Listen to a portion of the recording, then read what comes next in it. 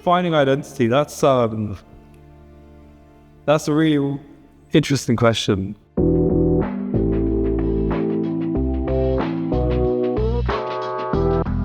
My name is Pun1t. I'm a DJ, producer, sometimes journalist, and I'm working with the National Trust for South Asian Heritage Month. Growing up, it was really uncool to be South Asian. I felt quite disconnected to my heritage throughout my life. There were a lot of pressures as a second generation immigrant.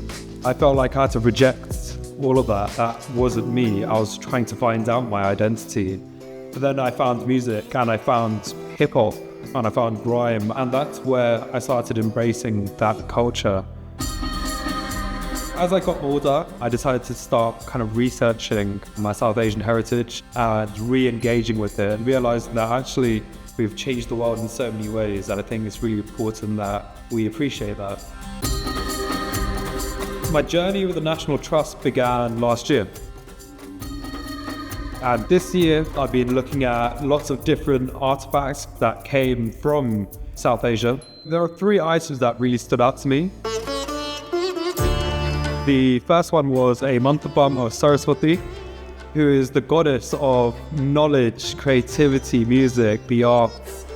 She said that knowledge flowing free like a river gives you power. Knowledge is power. I mean, that's one of the pillars of hip hop. The second artifact I looked at was a hand-carved rubab.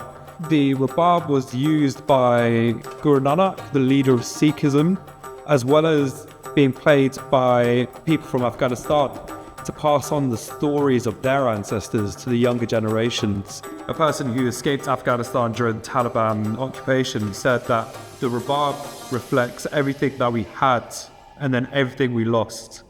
And that's a sentiment I really connected with. The third piece that I looked at and chose was Boom Shakalak by Apache Indian. This record was a fusion of Bhangra and reggae. That's something that I really identify with as well. Growing up, I listened to jungle, reggae, grime music, whilst also being South Asian, and it's really influenced the music I make today.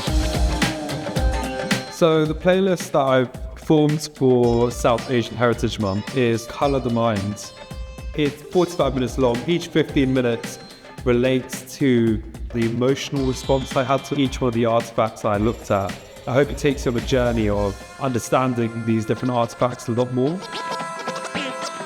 We're all finding ways to reconnect back home, but don't forget that we're not just British or not just Asian, but actually we're an amalgamation of all the different cultures that we are surrounded by. We don't have to hide who we are. Empower yourself. Check out my playlist. It is on Spotify for you to listen to.